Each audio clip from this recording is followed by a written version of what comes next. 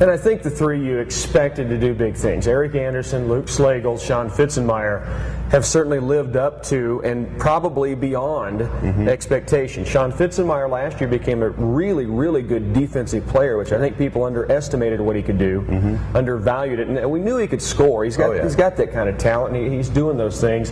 And he is, he jumps out with his huge games early, yet when it's not there, he's learning when to take it, when to not. Yep, he knows, and he also knows that a lot of times when you give the ball up, you're going to get it back, and you're going to get those opportunities working away from the ball and working without the ball. And that's one thing that I'm really trying to work on with him, is moving without the ball and creating offense like that without the ball. And we're going to put a few things in and to try and help him with that, because, like I say, he understands when it's working and when it's not. But we do need him to be a consistent scorer on our team and a real go-to type of a guy.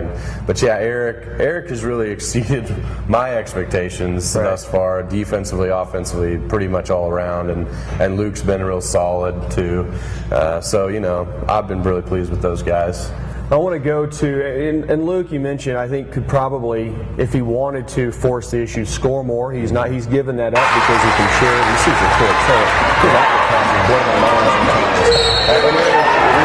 the defense, and it's been a great, I hate to say surprise, because he's such a competitor. He'll find ways to make shots, but going back to even Marysville, he had a key three-pointer or run in the third quarter, and they got to start to respect that. Boy, if they got to come out on him. He's going to take it to the rim, and he's made a living at the foul line too. I mean, if you look at score sheets, he took some of the shots, but they're not there because he got fouled and he went to the free throw line, and he's been shooting a decent percentage there. Now the team hasn't, but he has. Without it. And there's other guys we get thrown there. Dylan Bergstrom, not one of the seniors, but I'm telling you what, he scored double digits very quietly. Then he had a game at Bradley County, got in foul trouble.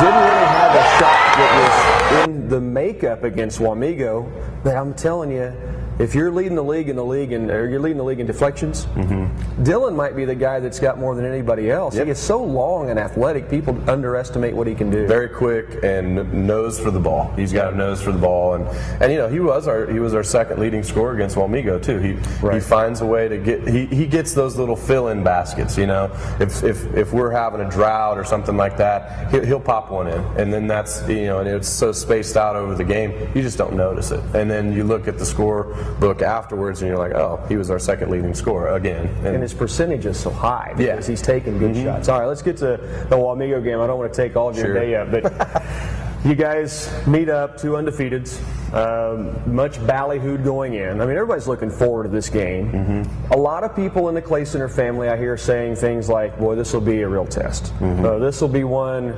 almost to the point of this, if we lose this one, it's okay. Right. I mean, you just heard that trend. And it comes in, you guys jump out to a lead. It's tied at halftime. It's tied going to the fourth quarter. And then they take a lead late, and for the first time late in a basketball game, you got to fight for your lives. And your guys did just that. That's exactly right. And we stayed positive, and we said, this isn't over. We know what we can do, and we know what we're capable of doing, and we can score points fast. And it was an up and down game all night. And really, we were tied at halftime.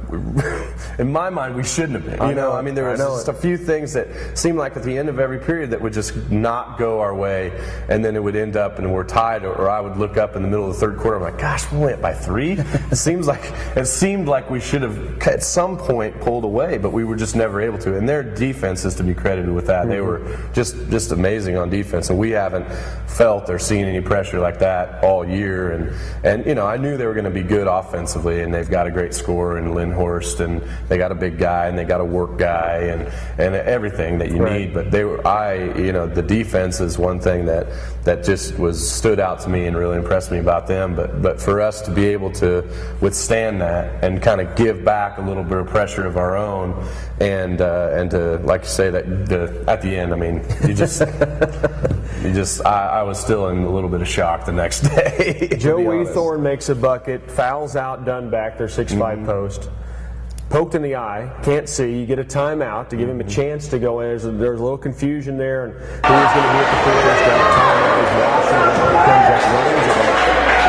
The I think maybe might have helped him. I don't know. Just not thinking about the free throw, maybe so. Exactly, I don't know. And then you guys come down, you get a missed free throw, you clear the rebound, you get the timeout. That was Joe too, by the way. It was. He's a rebounding machine right now.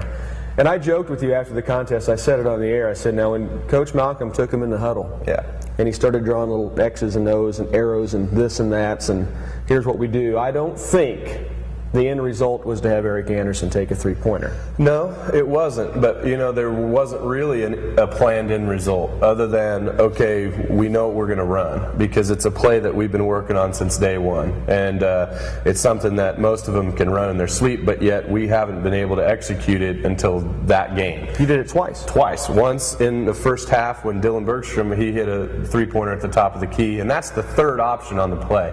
And I really thought that the second option on that play would be there. And it was. The ball didn't get reversed quite quick enough because Sean was coming off of a back screen down to the left block, and he was open. If the reversal gets there quicker, Dylan sees that, and we get a 2, and we tie the game. But the reversal was a little bit slow. Didn't see it. Defender got there. Then we had a staggered screen for whoever's coming off of it. And it happened to be Eric, and you know, you can't, I mean, find a more deserving kid. I mean, telling you. He put it down, and it was insane. It's one of those moments, truly, that I told Eric over the weekend. I said, I'll remember that forever. And moments in high school sports and all sports, but you've been in Tiger basketball a long time. Have you ever heard it that loud?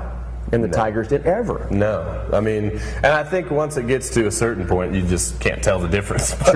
But I had never. I mean, I've seen a few dunks and a few electrifying plays in my day, but it just was never, because so much build up and so much tension, and just the release was just unreal. And hopefully we can have that kind of intensity, maybe without all the drama.